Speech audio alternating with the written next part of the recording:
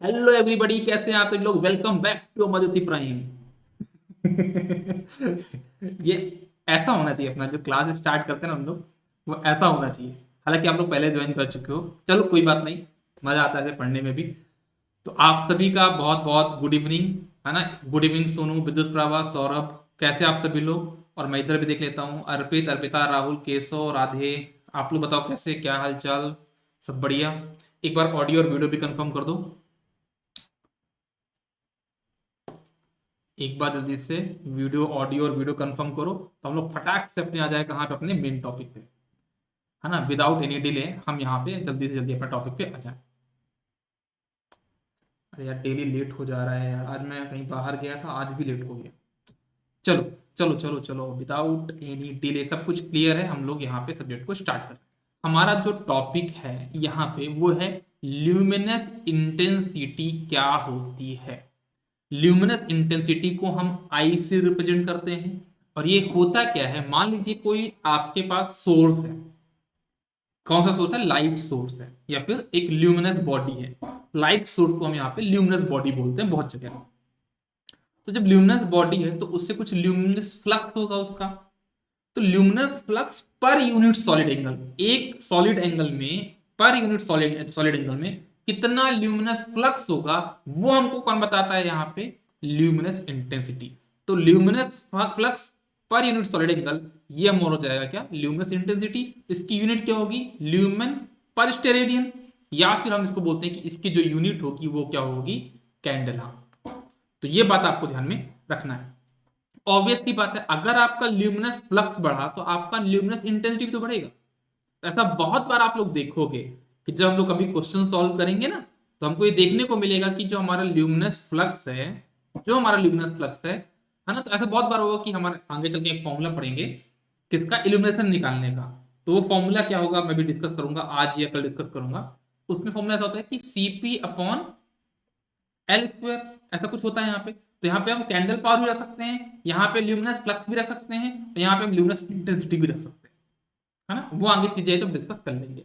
तो कहने का मतलब ये है कि यहाँ पे जो ल्यूमिनस इंटेंसिटी है वो डायरेक्टली प्रोपोर्शनल किसके? ल्यूमिनस फ्लक्स के। ल्यूमिनस फ्लक्स बढ़ेगा तो आपका इंटेंसिटी भी बढ़ेगी।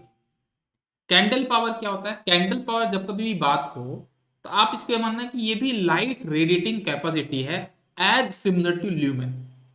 कैंडल पावर आपका एक लाइट रेडिएटिंग कैपेसिटी है किसी सोर्स की, as similar to lumen. But lumen में क्या था? आपने 1 फुट की रेडियस डिफाइन कर दी थी, लेकिन कैंडल पावर में आप यहाँ पे डिफाइन कर रहे हो क्या? एक पर्टिकुलर डायरेक्शन। तो उसको हम क्या बोलेंगे? आपका candle power. In practical application sometimes there is a need of illumination at a particular surface only. आपको एक पर्टिकुलर सरफेस को इल्यूमिनेट करना है। आपने एग्जांपल ही बताया है, जो कोल माइनिंग में जो जाते हैं ना, तो उनको पूरा कोल माइनिंग उजाला नहीं करना, जहां पे वो गड्ढा खोद रहे हैं उसको वहां पे क्या करना है? लाइट चाहिए, तो हम क्या बोलेंगे कि यहाँ पे जो लाइट क्रिएट होगी उसको हम क्या बोलेंगे? कैंडल पावर बोलेंगे। जहाँ पे लैंप लगाते हैं सर पे, उसका हम ल्यूमेन नहीं बोलेंगे, क्या बोलेंगे? कैंडल पावर बोलेंगे। कैंडल पावर आपका 3 तरीके का होता है, हम इसको बोलेंगे कैसे? एमएससीपी, एमएचएससीपी और एमएचसीपी। सबसे पहली बात तो इनके फुल फॉर्म पे क्वेश्चन बनते हैं कि जैसे एमएससीपी, इसका फुल फॉर्म क्या है? मीन स्फेरिकल कैंडल पावर, फिर mean hemi spherical candle power, फिर मीन हॉरिजेंटल कैंडल पावर। तो टोटल 3 चीजें आप पास यहाँ पे हो गई। ठीक है। मीन स्फेरिकल कैंडल पावर क्या होता है कि मान लो आपका लाइट सोर्स है, आपका इस डायरेक्शन में कुछ ल्यूमेन होंगे, इस डायरेक्शन में कुछ आपका कैंडल पावर होगा, इस डायरेक्शन में कुछ कैंडल पावर होगा, इस डायरेक्शन में कुछ कैंडल पावर होगा। तो आपने सभी डायरेक्शन का कैंडल पावर निकाल के क्या निकाल लिया? उसका एवरेज निकाल दिया। वही आपका होता है क्या? Mean spherical candle power. Generally ये इस टाइप के मतलब बल्ब के लिए, लैंप के लिए आपका डिफाइन होता है। बात करते हैं हम यहाँ पे मेन हेमी स्फीयर का कैंडल पावर। उसके लिए हम क्या करते हैं? जैसे हमारे पास यहाँ पे एक सरफेस, देखो हमारे पास एक लैंप हो गया, ये दिस इज माई लैंप। ये मेरे पास एक लैंप हो गया, और इस लैंप में एक यहाँ पे हमने क्या रखा है? बल्ब रखा है।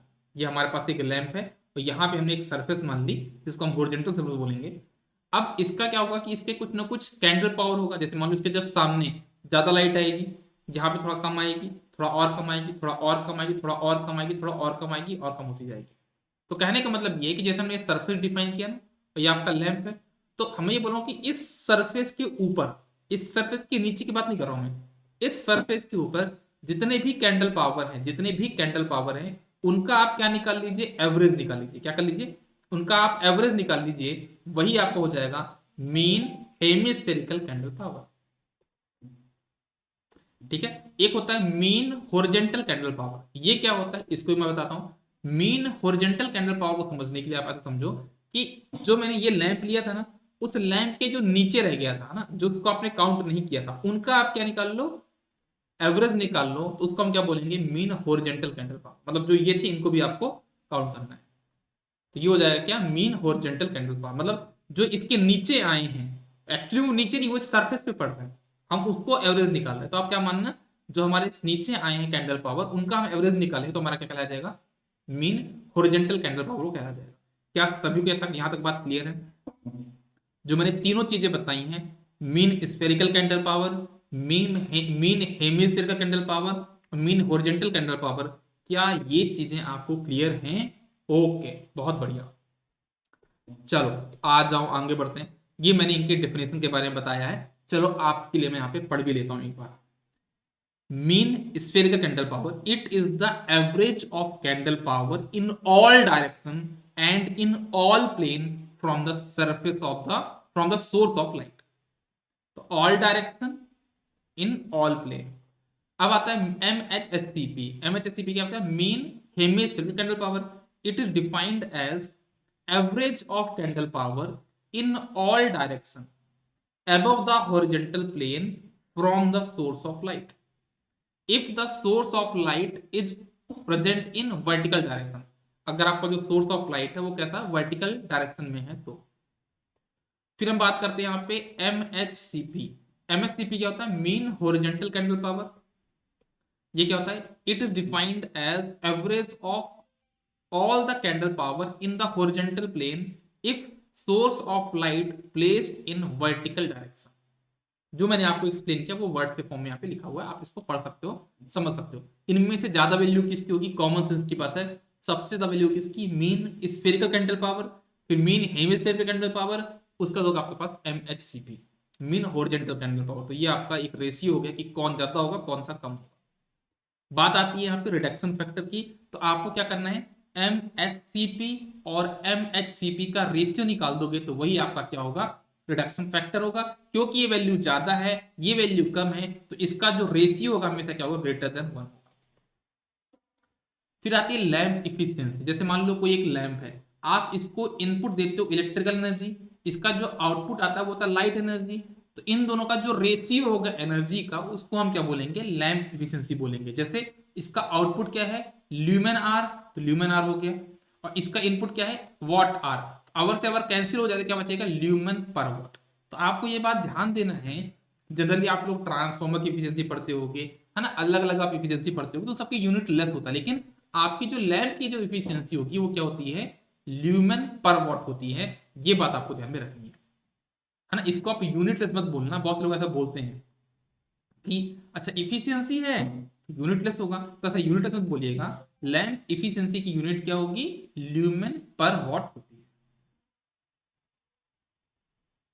Not a unitless quantity, lumen per watt होगा।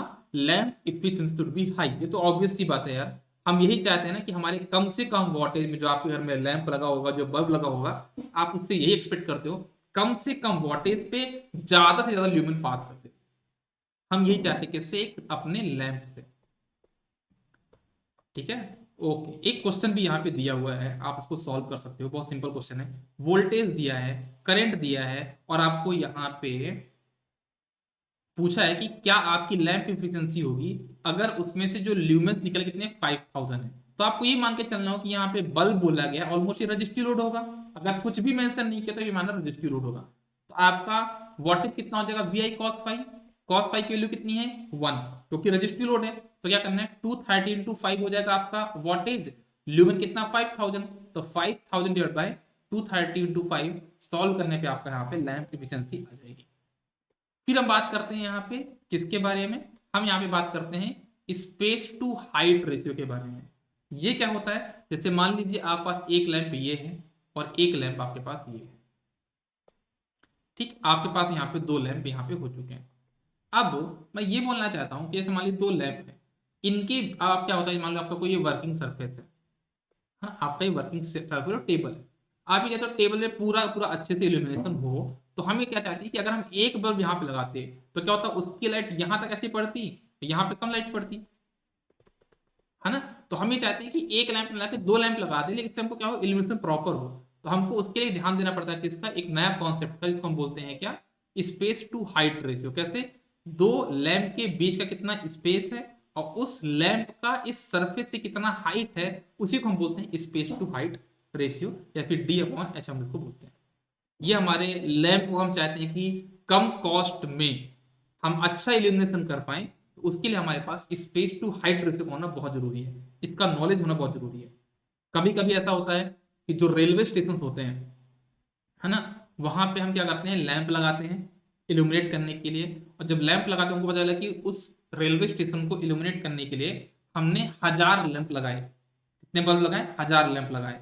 मान लो सबका वॉटेज 100 वाट है, तो हमने 100 वाट के 1000 लैंप लगा दिए। लेकिन हमको ये देखना था कि क्या ये 1000 वाट में जितनी भी लाइट दे रहा है, मतलब 1000 लैंप में जो लाइट दे रहा है, क्या इससे कम लैंप का यूज करके हम इससे ज्यादा लाइट पा सकते हैं। तो हाँ, हम वहां पे 1000 लैंप को छोड़ के हम वहां पे अगर 500-600 लैंप भी यूज करें, लेकिन हम किसका कॉन्सेप्ट लगाए यहाँ पे, स्पेस टू हाइट रेशियो का, तो हम उससे ज्यादा इल्यूमिनेशन पा सकते हैं। तो मतलब हमारी कॉस्ट यहाँ पे कहीं ना कहीं कम जरूर होगी। मेंटेनेंस फैक्टर क्या होता है, इसको समझिएगा। जैसे मान लीजिए कोई एक लैंप है आपके पास जो कि बहुत नया है, और जब नया है तो आपका ज्यादा ल्यूमेंस पास करेगा, और जब ज्यादा ल्यूमेंस यहां से निकलेंगे तो आपका इल्यूमिनेशन भी ज्यादा होगा। लेकिन वही बल्ब अगर लगा हुआ है, साल भर बाद क्या होगा, थोड़ा बहुत डस्ट पार्टिकल्स के ऊपर बैठ जाएंगे, ठीक है ना। अब होगा क्या है कि जैसे आपने इसको इनपुट दिया, तो यहाँ पे क्या होगा, आपके ल्यूमेंस बाहर आएंगे। मान लिया एवरेज कि यहाँ पे जो ल्यूमेंस आ रहे कितने आ रहे हैं, वो 700 ल्यूमेंस बाहर आ गए। कुछ ल्यूमेंस तो कम होगा कि यहाँ पे कुछ ल्यूमेंस एब्जॉर्ब हो जाएंगे सरफेस में, तो आपका ऑलमोस्ट 700 ल्यूमेंस यहाँ पे बाहर आ गए। तो ये जब ल्यूमेंस आपके सरफेस पे पड़ेंगे, किसी ऑब्जेक्ट पे पड़ेंगे, तो इल्यूमिनेशन होगा। लेकिन जब इल्यूमिनेशन होगा वो कम होगा। तो मतलब क्या हुआ, ये कौन सा केस है, फर्स्ट वाला case, illumination under new condition, illumination under old condition, या फिर नॉर्मल कंडीशन, ये आपका नॉर्मल कंडीशन है। तो हम क्या बोलते हैं, मेंटेनेंस फैक्टर क्या होता है, it is the ratio of illumination under normal working condition to the illumination under when lamp was new one. जब आपका लैंप पुराना हो चुका है, उस टाइम कितना इल्यूमिनेशन है, डिवाइडेड बाय जब आपका लैंप नया था तब कितना इल्यूमिनेशन है, उसी को हम बोलते हैं मेंटेनेंस फैक्टर। और इसकी वैल्यू क्या होगी, अगर आप देखो तो यहाँ पे इल्यूमिनेशन कम है, यहाँ पे ज्यादा है, तो कम अपॉन ज्यादा क्या होगी वैल्यू, लेस देन 1।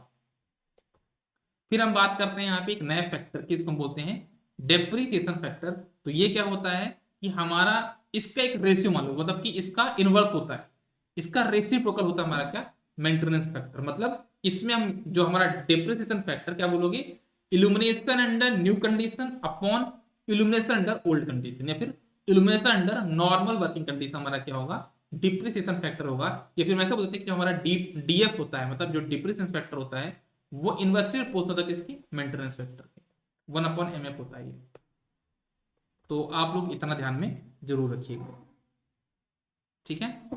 इसके आगे का जो है तो मैं आपको आज नहीं पढ़ा पाऊंगा, थोड़ा सा मैं थका हुआ भी हूँ, और ये अपडेट मेरा फिर से स्टार्ट हो रहा है, तो उसको मैं कंप्लीट कर ही लेता हूँ ना। अपन मिलते हैं 9:30 पे, अभी 1 घंटे हैं, तब तक मैं लैपटॉप रेडी कर लेता हूँ बढ़िया से, है ना। फिर अपन 9:30 पे मिलते हैं, किसके लिए, अपने मशीन की क्लास में। तो आज के लिए अपन इतना ही रखते हैं। आई होप आपको ये वीडियो अच्छा लगा होगा। कम टाइम पे मैं ज़्यादा आपको पढ़ाने की कोशिश कर रहा हूँ। आपको ये वीडियो कैसा लगा ये आपको जरूर बताना है। कहाँ पे, यूट्यूब पे जाना है, ये वीडियो अपलोड हो जाएगा, वहां पे कमेंट जरूर करना है, लाइक करना और शेयर करना है, जो भी आपके फ्रेंड्स हो। चलिए मिलते हैं अपन 9:30 पे। Good day everybody, all the best, take care.